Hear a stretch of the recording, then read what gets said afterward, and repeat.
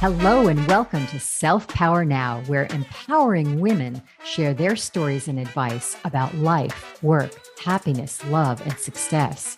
I'm your host, Debbie Giussoni, and I'm so glad you're here with us today. So sit back and enjoy the show.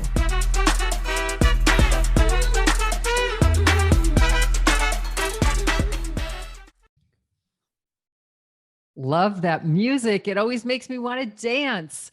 Today, we've got a great guest with us, my good friend, Stacey Lapuk.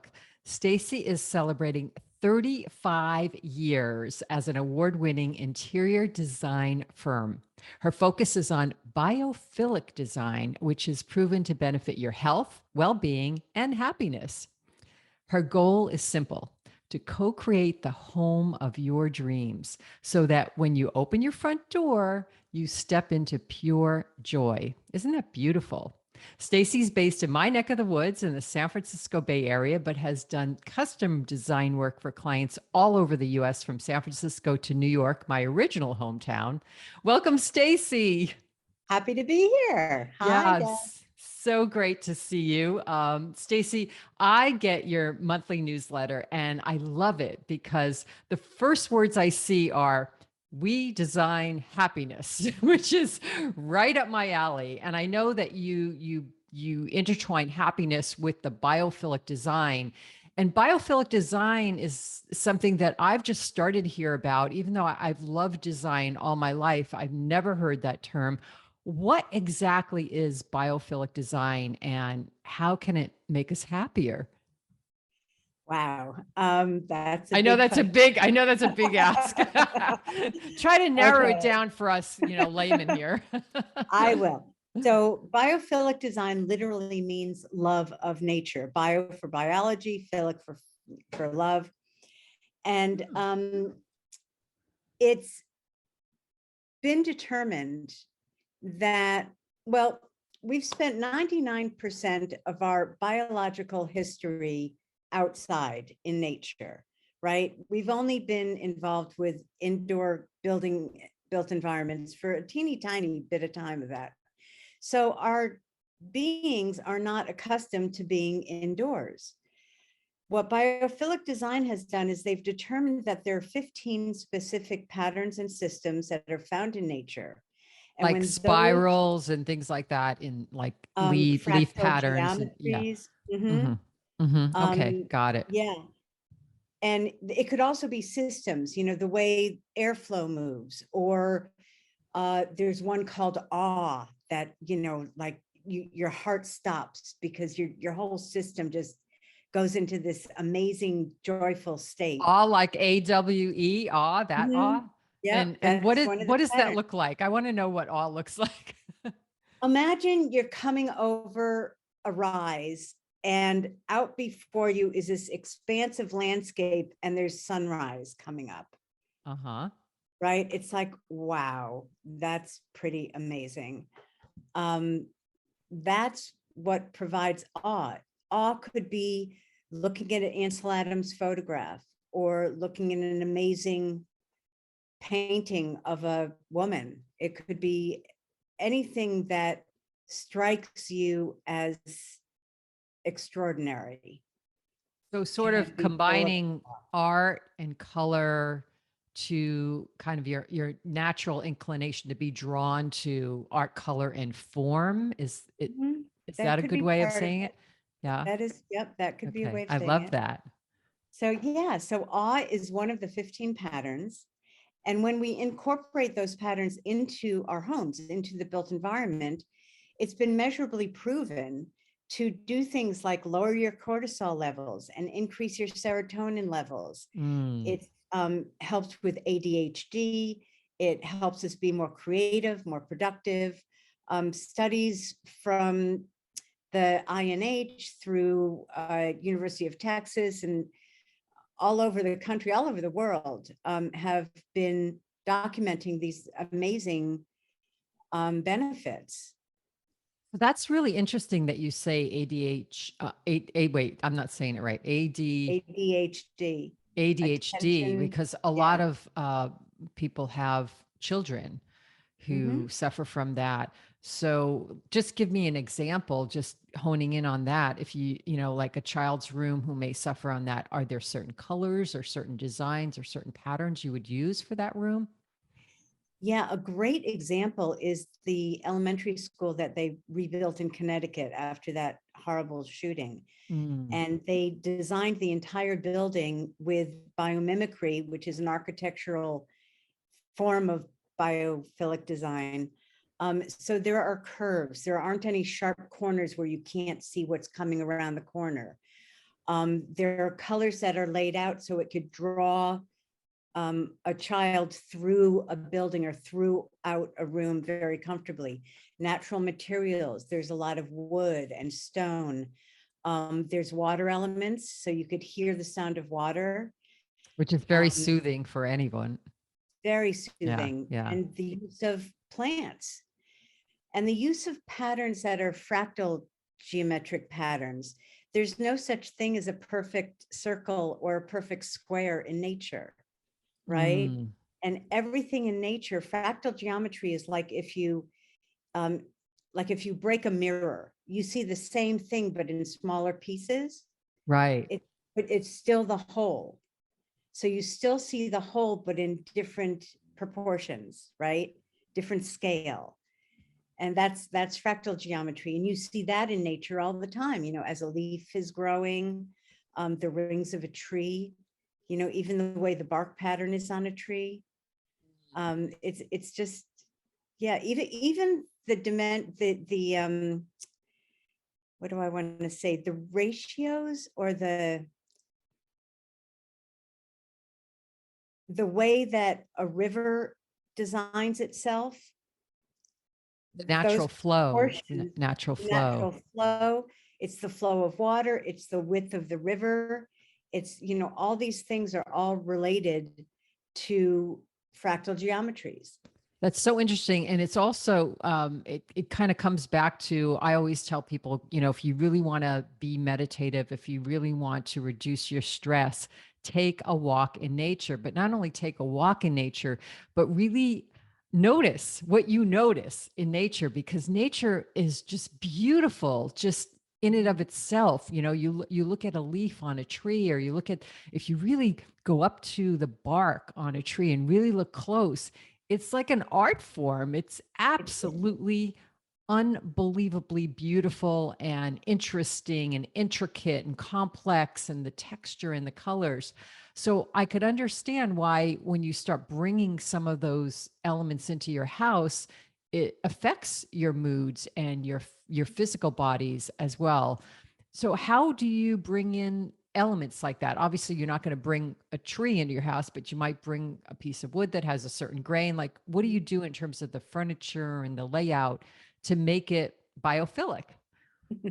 Right. Well, design, underneath it all, it still has to have good design, right? It still Yes. has to have layers and the right proportions, the right scales, the right colors and tones and all of that.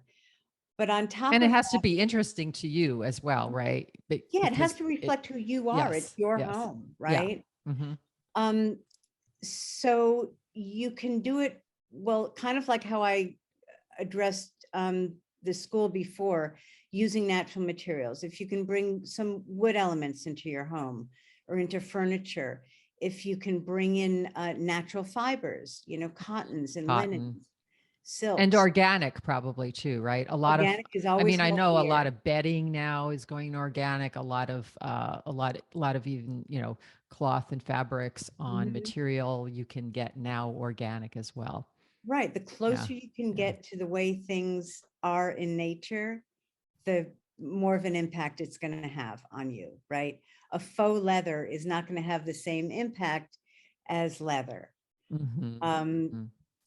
Except Animals, if you're vegan and you you don't. Unless you're vegan, but then you might choose a different material.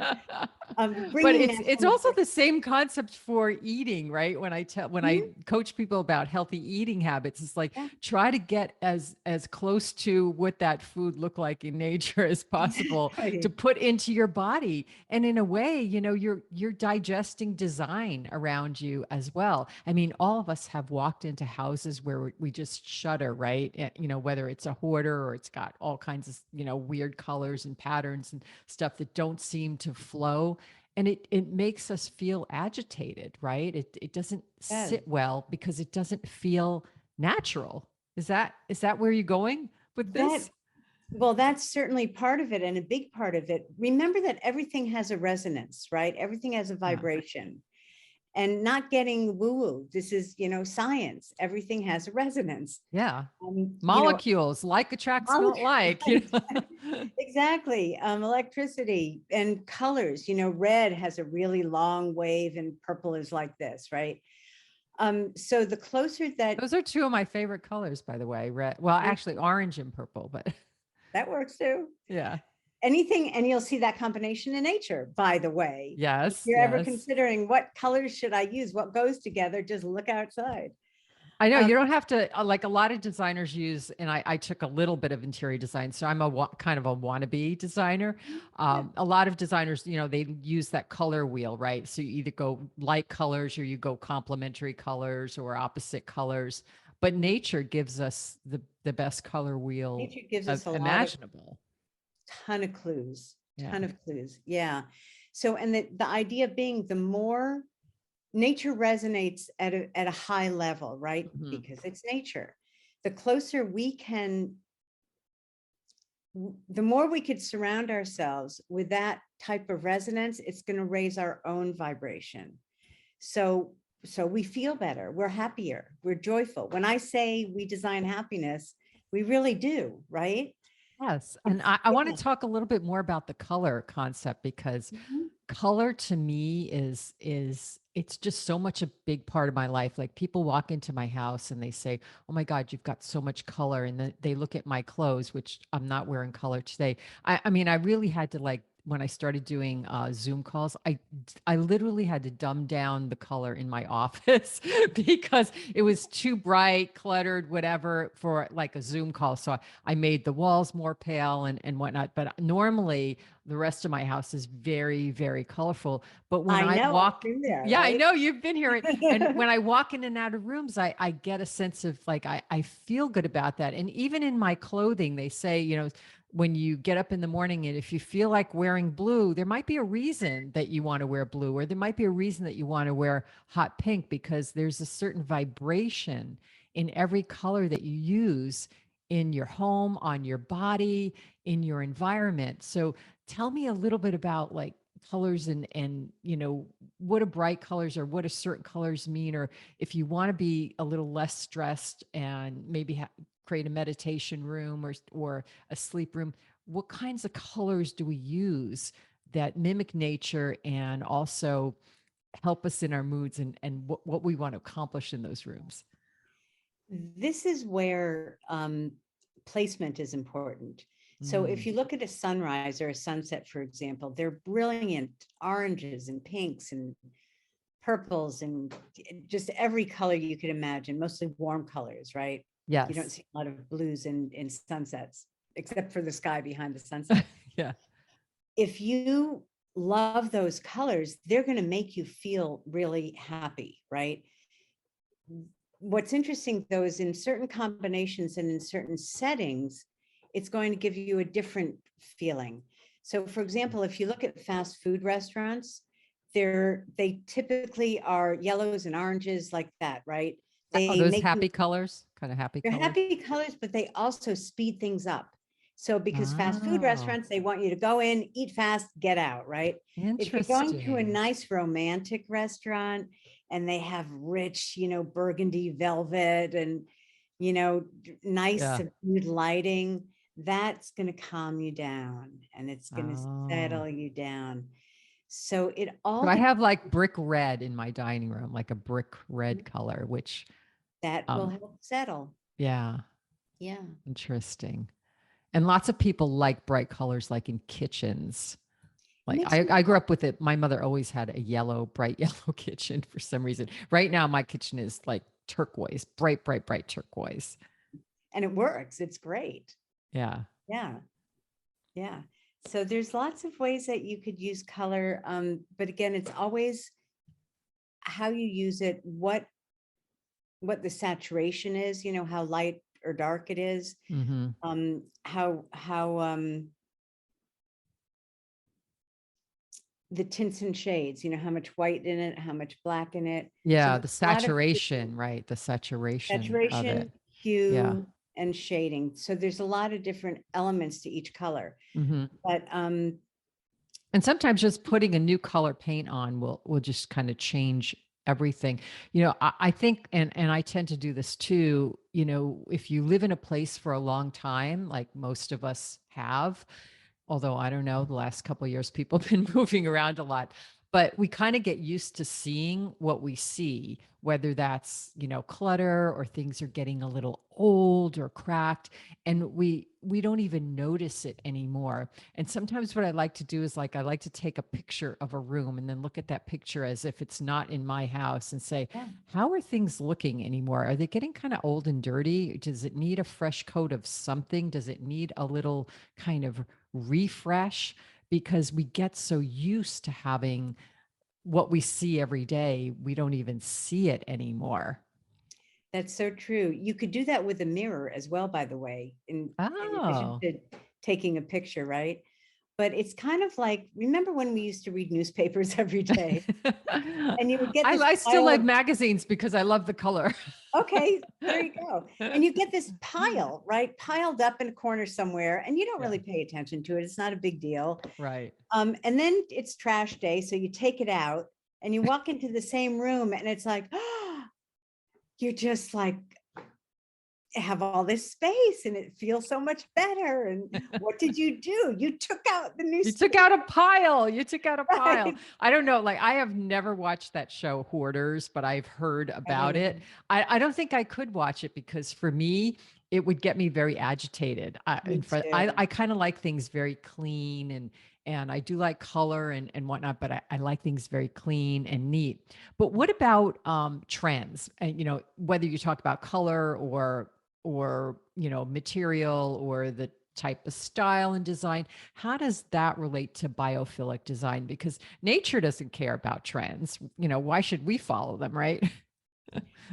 Exactly my point. Oh, I'm not, I I'm answered my not own big question. on following trends because as my mother says, it'll always come around again, right? You hold Yeah, on to yeah. it, something, you'll wear it in the next few seasons.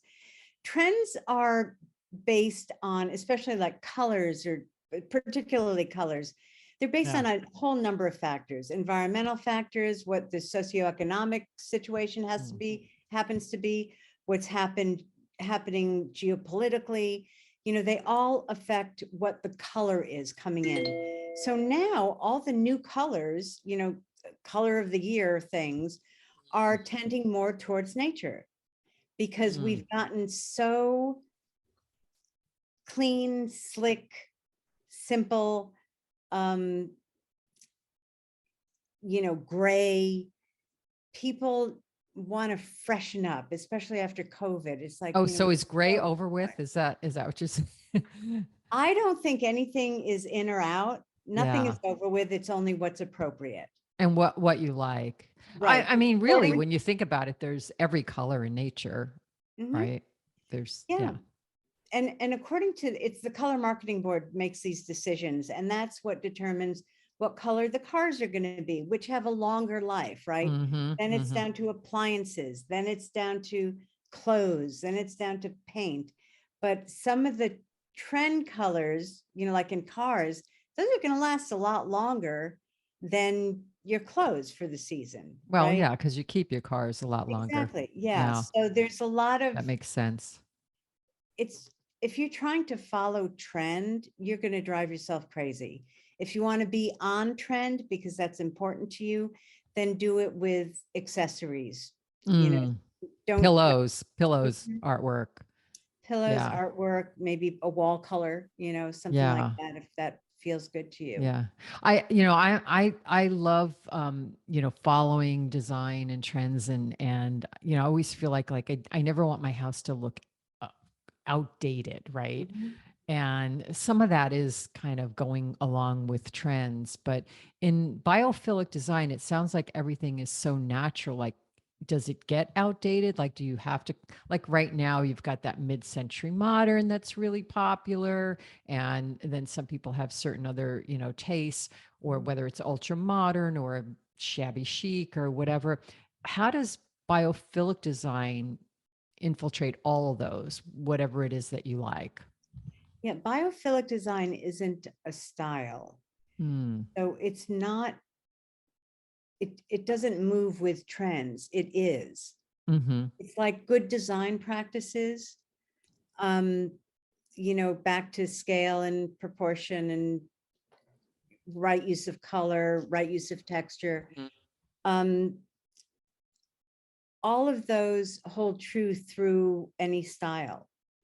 And a well-designed space, I feel, has layers of style, right? It's not just all one thing. Right. That's kind of Bio, boring. Yeah.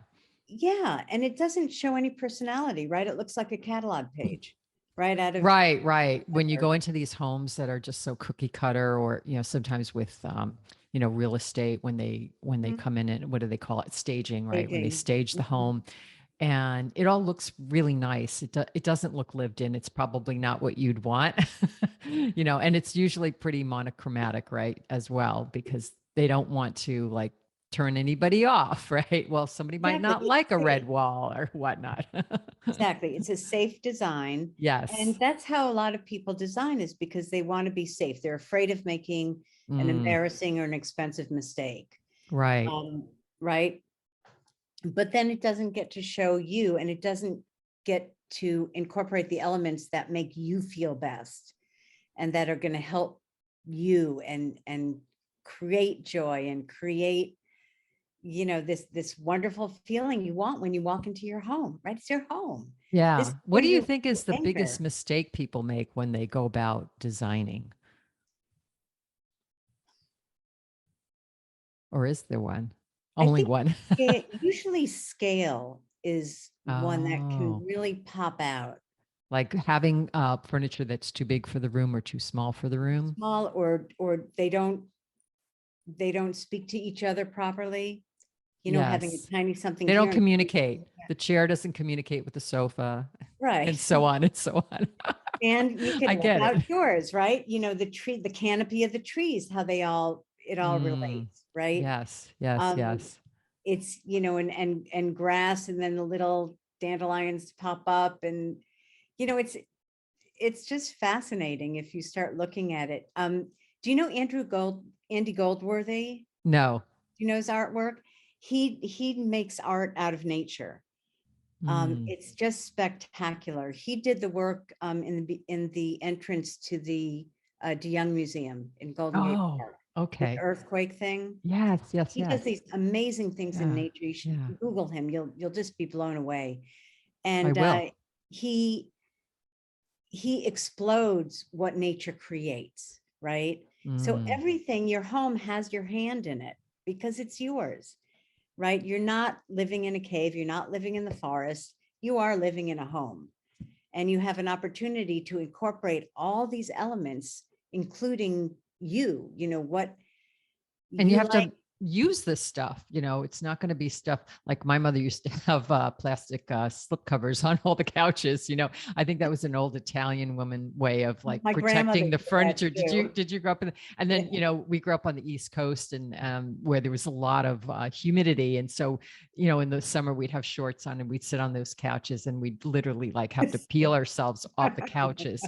And those couches, till the day my mother died, were still in pristine condition. But who Yeah. the heck would have wanted that, crushed velvet green couch? It's like, There's a concept called wabi sabi in Japanese, in Japan, that's Japanese, and it means perfectly imperfect, mm, because you do use things. just like It we all doesn't, are. like we all are, Yeah, exactly. yeah. It doesn't mean that quality isn't important. Quality is critical in my mind, but you see the maker's hand, right? You see where Right. something went in, and it gives you the sense of feeling and growing and moving like nature does. Right. Right. Always evolving. Yeah. I love that. You know, I did a little studying of Feng Shui, and I love the concepts of Feng Shui. I don't even know if I'm saying that right. Yeah. And I always tell people to get started with that. It's really about creating a good energy flow, which is a lot about what we're talking about, and also reducing clutter, because most people have too much clutter in the house. But there's a lot more that goes into it, as you know, certain colors and the angle thing. I remember, studying in Feng Shui, not hard angles, soft angles, not putting the foot of your bed facing the door where all your energy goes out your feet and out the door. What's the difference or the overlap? Maybe it seems like there's more of an overlap between like those ancient principles of Feng Shui and biophilic design. Yeah. Feng Shui is like, Feng Shui and biophilic design are like two sides of the same coin. Mm, Okay. Feng Shui is more intention based. So for example, that's why there are a number of different schools of Feng Shui, oh right? yeah, There's you can get really there's complex, really, compost. really complex. Yeah. Yeah. But it's all, so for example, these two, let's just take two, Black Sect Feng Shui and Compass Feng Shui. They each would have you set your bagwas, your sections, Right. different areas of your home, right? Right. Like the So back corner, let me see if I remember. Back left corner is always like the wealth corner in the house and also in any room as you enter the room. if Yeah. Yeah. if you're using a feng shui that addresses the center when you walk in your front door, Mm-hmm. okay? If you're using compass feng shui, it may not be that, right? Because north might be a different direction. Right. Right. So the idea is that it's a lot of feng shui is based on, a lot of it's based on common sense, right? They Yes. don't want to be at the end of a cul-de-sac because all the energy will get stuck there. Yeah. But the real reason is because when there were floods, all the junk and really yucky stuff that would be in the streets from, from people throwing out their garbage and whatever would Yes. flow and Yes. get stuck there. Yes. Well, So anything stuck is stuck, right? So it's yeah, stuck energy, right? exactly. Right. And that's not, Yeah. and in biophilic design, a cul-de-sac, you can help, just like in feng shui, you can help mitigate the way the energy flows, Mm-hmm. but it's still nature, because sometimes nature will create a path and it'll stop. But then the energy just dissipates and keeps flowing, but flows, it doesn't flow back at you. It just keeps Mm-hmm. going through. So they are two sides of the same coin. I think there's some things in feng shui that may not be good. Let me put that another way. There was one example I heard of that comes to mind when we're talking about this. In biophilic design, it might make sense to have a ravine in your backyard, right? Okay. It's beautiful, it's natural, and it helps support the house, all that kind of stuff. In feng shui, that would not be a good thing, because all your energy is going to go down the ravine and go away.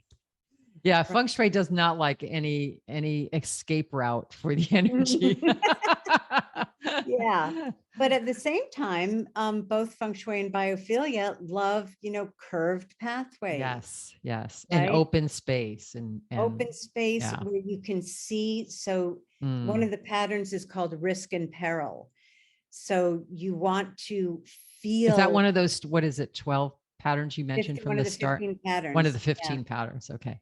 Yeah. So you can get Risk and peril. excited Oh, I about love that. What's something. that? Yeah.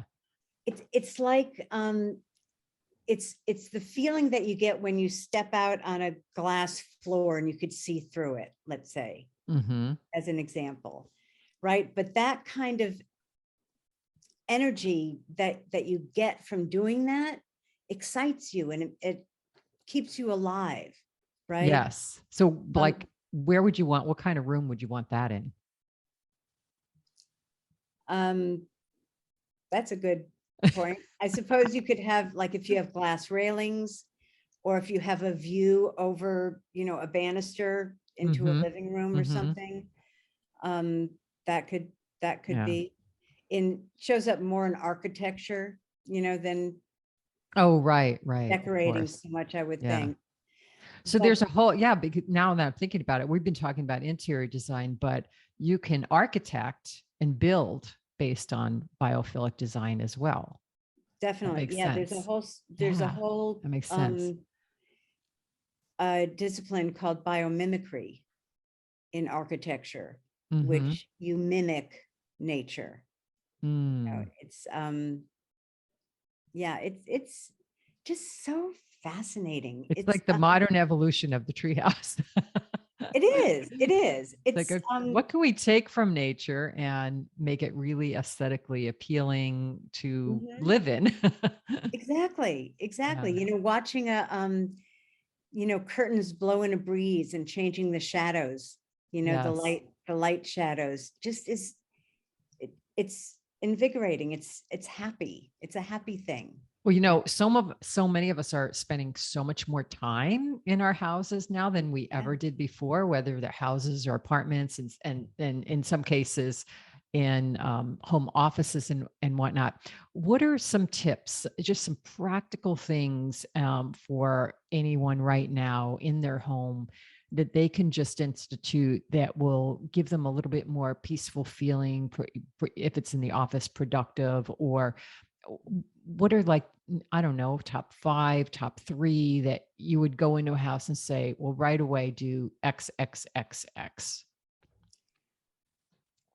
Hmm. First, I would say try to get a view out of a window, Mm. or so you could A see room out with a view. Okay, a got room it. with a view, or with light or something that that will give you that sense of what it's like to be outdoors.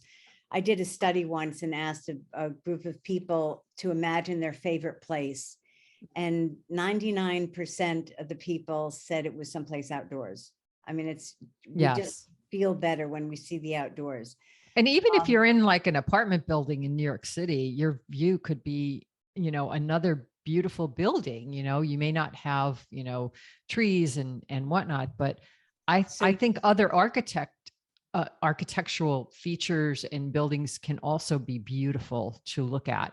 I look out my front window and I see houses across the street. I do see trees, of course, but I love the look of those houses, mhm. and it makes me feel good.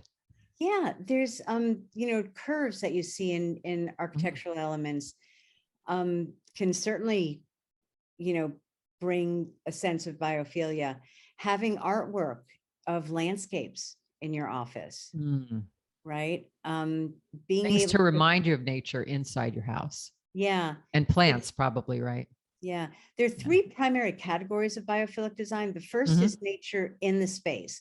So that's actual materials like a wood desk, for Mhm. example. Then Okay. there's analogs, natural analogs, which means, what is analogous to nature. So a shape, a print of, a floral print, or um, something that is shaped like trees, or rocks that will remind you of a beach, or, something Something like that mimics nature. that mimics nature. Yeah. Exactly. Okay. And then the third category is nature of the space. And that's the experience that you have in space. So Mhm. that's the light and shadow, or the Mm. airflow, or a sound. If you have a water feature Mhm. Mhm. happening, you could hear the sound of water falling, although some people find that very annoying. But, Yeah, you're there's trying to two schools of focus and thought on have, that. Like, some people love to just sleep with water, go. mhm, I mean, I don't like any kind of noise when I sleep. yeah. So that wouldn't work for me, but some So, people love that. And here's where, everything you've been saying comes into the individuality of the person, right? And your own preference. And that's where I think it's so important what you said about trends is don't just follow the trends because those trends aren't for you. It's kind of like I tell people, don't follow the diet du jour because that diet might not be for you, might not work for you. And it's important for people to know what they want in life and what pleases them and how things make them feel, right? Do you feel Exactly. expansive and joyous when you look at something like this? Or do you feel contracted? Or do you feel like, oh my God, I got to clean up? Or, oh, Yeah. this is so dark. Yeah. And a lot of that is being in touch with your emotions and your feelings and relative to your environment, right? So much so. I work with a fair amount of divorced people, men and women. Mm-hmm. And when you are That are married, starting over, right? They're they're starting a starting new over. home or apartment, moving. Yeah, that makes Exactly. sense. Yeah. So when you're married and you have a family unit, you are part of that family. And that's part of what creates who you are. Mm-hmm. All of a sudden you're not. So now you have to create your new story, right? It's a Mm-hmm. new home. It's a new place for you to regenerate, to recreate yourself. And all of a sudden, I find these people are finding interests and things that they like and they don't like that they didn't necessarily think of before because, They're part of a oh, unit and they had to think of it's other part of the things. unit. So and so did it already, or it's fine. That's what they wanted, But it's like, well, what do I really want, and Yeah. what reflects who I am, and that will come back to using, Mm-hmm. different types of colors or different shapes and um, different principles in different ways, different Right. bio principles in different ways, I imagine and when people's kids leave, right? When then all of a sudden everything changes. It's kind of like, okay, the that's design changes and your needs change as well. completely, Yeah. yeah. It has to be functional, right? You have to be Yes, able yes, yes. to Always, always. function, right? Yeah. And yeah, when children leave, the energy of the whole house changes, right? Right. How do I Right. address that? And how do you align who you are now with what your house is? Well, I just love doing anything with design, even if it's just a quick, shape up of one room, or even just like yesterday, I bought a new plant for my coffee table in my living room, and it just what that one little change. Yeah. And let me tell you, when I was at the store, I was looking at every single plant and the how do you put this? Well, the shape of it, the color, the height, just to make sure I got the exact right thing that would fit in this one spot. And even this morning when I came down, I was like, okay, is that the right thing? Does it feel like it goes? Does it feel like it communicates with everything else I have around it, my little crystals and stuff, my book and whatnot? It's just so much fun. But a lot of people don't have that own inclination to either want to figure that out, or they might like know something's wrong but they don't really know how to get at it. And that's why it's so wonderful to consult a designer like yourself. And you do this every single day, you're the expert at it, to just kind of take a look at the situation and say, okay, just make these few little things. So you talked about a view in the room and bringing nature in, and the three principles, and those are great tidbits for all of us. Anything else? Any parting words in terms of helping people and bringing more happiness into their design and their environment? I think one of the things that's so wonderful about you and why I love you so much is because you know who you are. So you know what's going to resonate properly with you, right? Yes. Um, and you're very good at design and color and you love it, right? Not everyone is, or some people are, but they're not sure, and it's what to do, what not to do. Yeah. um and there are certain things that just over time and with experience you start recognizing, oh yeah, that did work, didn't it? Or Mhm, mhm. now I know why that doesn't work, and there are reasons why things work and why they don't work. Yes, yes. I think the feeling, try to equate the feeling. How does it make you That's the feel bottom to line. look at? Like some people could look at a yellow wall and say, oh my God, I feel like throwing up, and other people could look at it and say, oh my God, that makes me so happy. Yeah, So yeah, and it if depends on where it is and how much it is and, yeah, all of and that. whether it's curved or sharp, or I mean, there's just so many different Yeah. elements. Well, thank you, Stacy, for your wonderful presence here today and all your insight on design. Listeners, if you'd like to connect with Stacy or her company, you can find those links on our show page on selfpowernow.com/podcast. I wish you all a wonderful, happy day. And remember to take a little break and go out and look at some of the beautiful designs that nature provides us with every single day for free. And I hope you come back and join us next time. Thanks for listening to Self Power Now. If you enjoyed today's show, please share it with others, follow it on your favorite podcast platform, and join our community on selfpowernow.com and receive 3 free happiness gifts. And while you're there, if you're looking for more ways to be happy, healthy, peaceful, and loved, check out my books and new online courses. Until next time, this is Debbie Jasoni wishing you self-power now.